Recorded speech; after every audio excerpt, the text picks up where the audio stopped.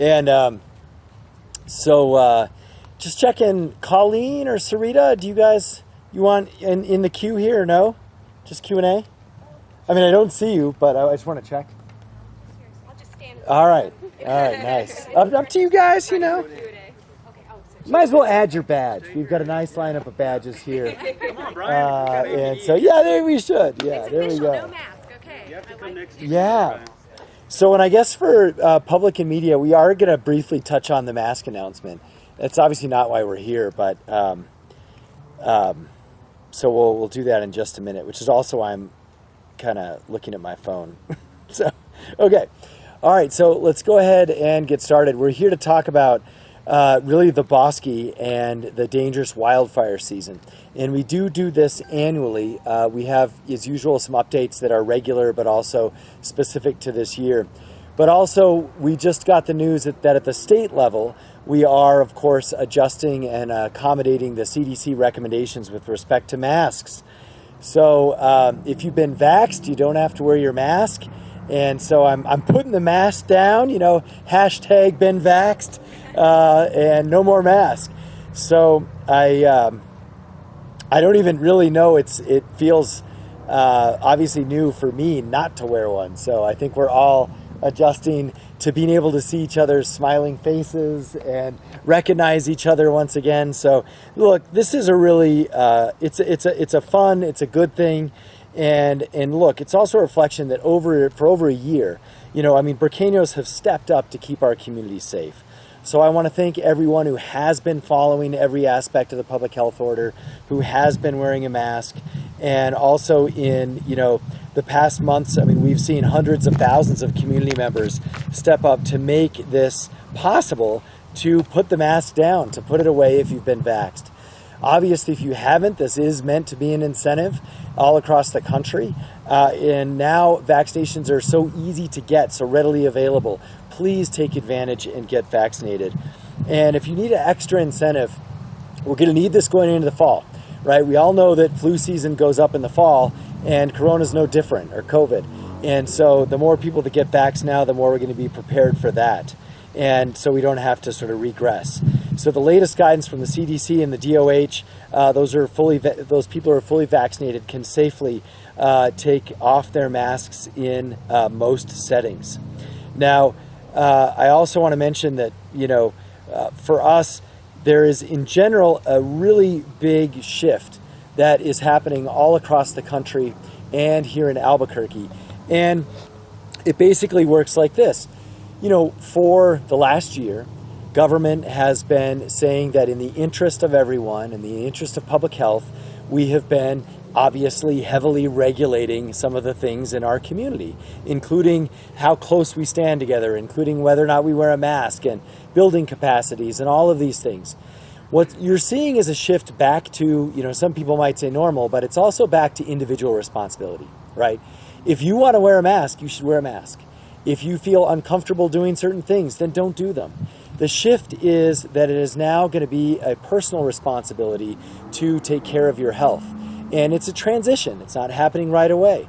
As a reminder, we still are in turquoise. That means there are 75% capacity limits in a lot of things. There are also distancing regulations, at least for the time being. Again, we do expect those to go away before the 4th of July, but at least for the next couple of weeks, we still have those. But what you do see is a transition back to health being about personal responsibility.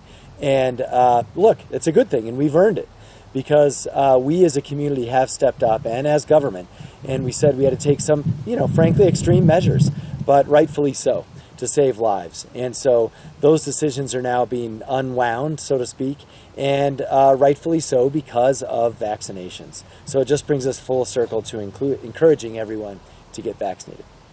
Okay, so why don't we do this? Let's just pause. I don't think there's any questions on that, but if there are, I can take a few, and then we're going to get to our regularly scheduled program with respect to our beautiful Bosque. Any questions on public health? All right, I'm sure there'll be more later, so it's okay. All right, so let's talk about the Bosque, the summer, and wildfires. You know, we're lucky to have almost 30,000 acres of open space land in Albuquerque. That is more than basically any other major American city.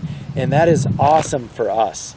And so I just want to reiterate, we have some things we can be very proud of. And one of them is our open space program. Now, it takes a lot to take care of our open space and the bosque. And that's why you see our 4 agencies behind us, between APD's open space unit, the wildland fire folks at AFR, or the folks in our open space division, or Parks and Rec, which oversees open space. All of them are acutely aware of the fire danger, but also the recreational value of open space. And, you know, this place played a critical role for us during COVID to keep open. You know, remember, our city was very different. We kept open space open the entire time because we know that in an urban environment, people need a place to get outside, enjoy nature, and so forth. And so we were grateful to open space and the role it played on helping us get through the pandemic. Now, it's no secret that we are obviously have not had a lot of snowpack or rain this year. So we are once again in various versions of drought, but this summer looks like it's going to be a lot worse than last summer. And so the fire danger is high, and it's higher than we've seen probably in the last decade. So we are very concerned about this. There's already been a few pop-up sort of brush fires that AFR has been able to contain. And but we do know that 90% of wildfires are usually human-caused. So this one is still on us. We need everyone to remember no smoking, and that includes smoking of anything, cigar, cigarette, or otherwise. No smoking in the bosque. No campfires. Also, no fireworks. Very important. And AFR is going to start patrols a little bit sooner this year because of the high fire risk. And also, our open space division has lots of volunteer opportunities available. One of the lessons we've learned over the years is that the key to preventing forest fires and wildfires in the bosque, the biggest key is actually early detection. So we want people out here. We want people calling 311 if you see anything suspicious. And we want volunteers to help us monitor the bosque, because we know that if we can get at any situation very quickly, that it can be contained. And that really is key to protecting this land. So with that, let me hand it over to our fire chief, Gene Gallegos. Chief? I mean, got my mask back on. Thank you all for joining us. So as I'm going to reiterate almost everything that the mayor said about where we're at right now, but the city of Albuquerque is currently in stage 1 restrictions. That's for all open space areas. Again, no smoking, no campfires, no fireworks.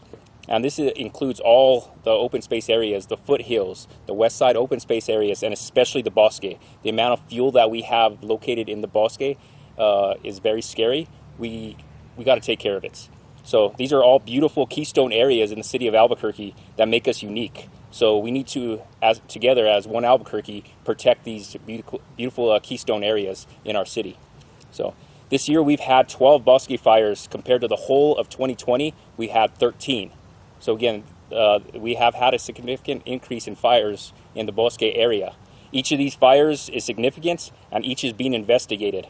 So, but we need your help. So please, as the mayor said, if you see something, say something. 242 cops, 311, pass the information off. Our fire investigation division is working with open space, APD, and the community to try and gather as much information about these fires and these incidents as possible so that we can slow them down or stop them completely. So I'd like to thank the community for all the input that they continually give us. I'd like to thank all the firefighters for their quick response, hard work, and the dedication to protecting this bosque. Again, we train all year round for events like this so that we can have a quick response and do our best to protect the bosque. And I'd like to emphasize that we are in a critical fire weather conditions right now. So please help us protect the bosque. If you see anything, please call 311 or 242 cops. I will now turn it over to our wildland coordinator, Lieutenant Joe Candell, again to give a more briefing on what we're doing this summer. Thank you, Chief. I appreciate that. So we heard about the weather a little bit. We've heard that we're obviously in drought conditions right now. AFR and the Albuquerque Wildland Division is fortunate that we had those early weather predictions. All right, so we had those predictions around January, February. So with that in mind, we were able to prepare for this season. We were able to start our refresher training early, which consists of our pack tests, our RT-130 training. We were able to get some of our advanced training into place. So our advanced training being anything above firefighter type 1 qualifications. So we really had a good jump on this. And I think it shows in the number of fires we had and being able to keep those fires and that acreage down. Like the chief had said, we've done an excellent job stopping these fires. And along with the public's input, you know, and them being able to recognize that there is something going on in here and to say something. That's what's kept our fires small. I just want to add also, you know, what is AFR doing other than the training? All right. Other than that, you know, we're getting out there, we're making friends with our new cooperators, our Metro cooperators. And when I say Metro cooperators, we're talking about open space. We're talking about open space PD. We're talking about the Forest Service, State Fire. We're talking about Corrales Fire Departments, Bernalillo County Sheriff and Fire. You know, wildland firefighting takes a lot. It takes all our resources to make this happen. All right, and without these relationships that we have, and I keep looking back behind me because some of them are here, without these relationships, you know, it just doesn't function. So just to give you an idea too, what we have as far as resource availability out there, we have our task force. So our task force consists of 5 wildland stations. So within those 5 wildland stations, we have 5 apparatus. Now we do have a few wildland apparatus kind of in reserve right now, so that helps us out tremendously with what we have if we do have a unit breakdown, something of that nature. We also have at any given time, any given shift, we have 34 advanced firefighters in our task force that are ready to go every shift. All right, so that's tremendous. Within our department alone, we have 160 firefighters that are trained in advanced wildland tactics. All right, you put that on top of a department that's 700 members strong, and every one of them is red carded at the minimum qualifications. That means every one of them can be down here on this fire ground helping us out. Like the chief had said earlier, we are going to be starting our level 1 patrols soon. Right now we are patrolling based off of fire conditions and fire weather conditions. We do have those units out in patrols, usually the critical fire weather hours from 12 to 8 in the afternoon and the evenings. But we are going to be bumping up patrols, and you know, we'll have those units out there every day no matter what the fire conditions or the fire weather is for that day. So with that, any questions for me? All right, thank you. I'll turn it over to Director Simon right now.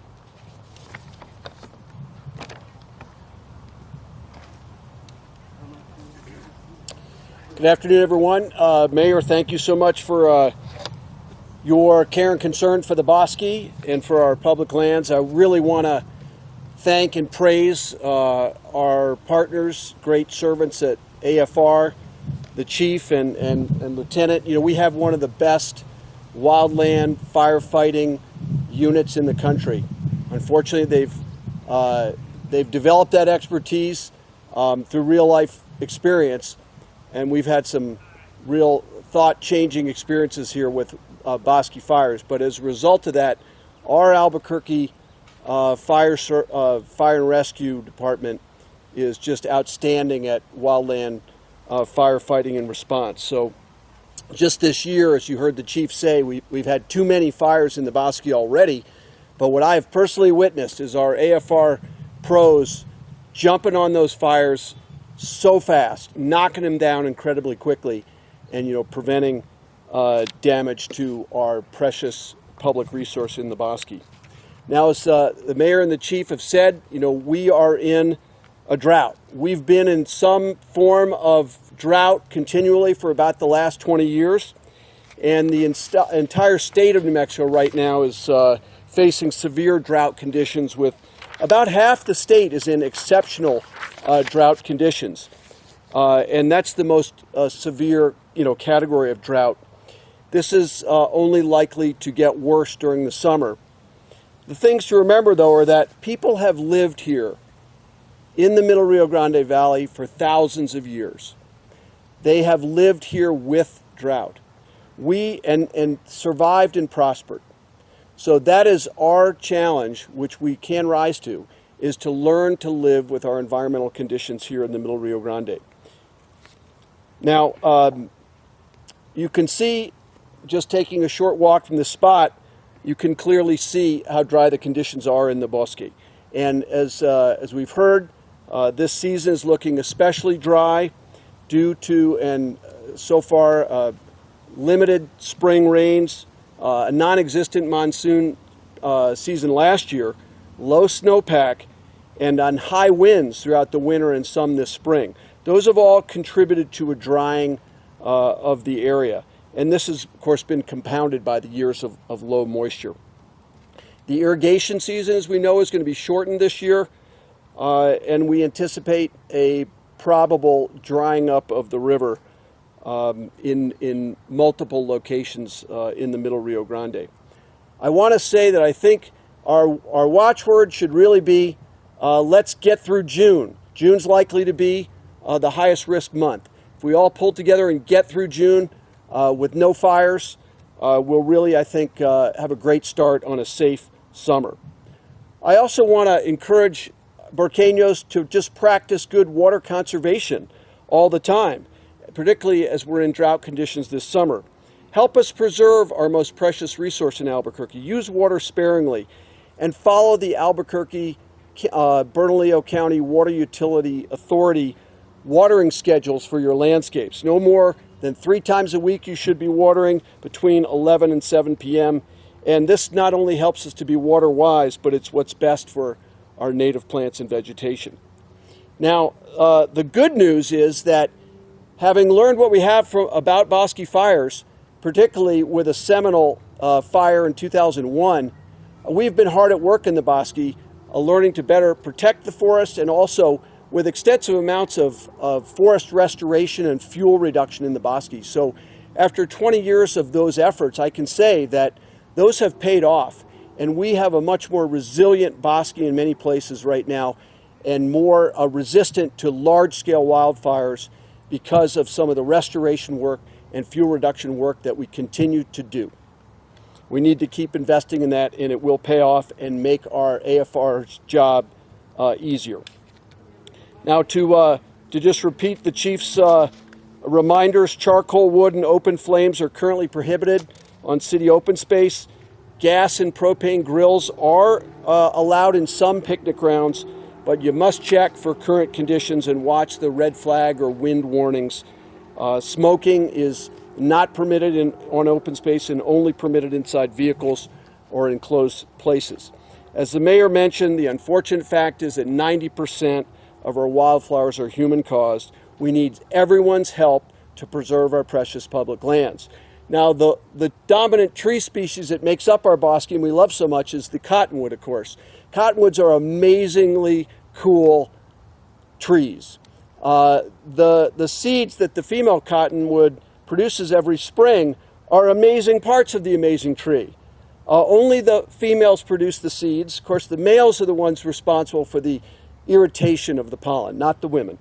And these cottonwood seed and the cottonwood hair that it forms the fluff around the seed, this helps the cottonwood reproduce, because these fluff balls, which we often refer to as snow in June, they can travel up to 20 miles on the wind to help replenish cottonwood forests. They can regenerate in 24 hours after sufficient moisture. But this cottonwood fluff is also the equivalent of fluffy gasoline. So it is not a joking matter to use fire in the bosque. Now, in addition to everyone being fire aware, we do invite the public to become Trail Watch volunteers. They are the eyes and ears for us in open space, and they play really a vital role in fire prevention and rapid fire detection.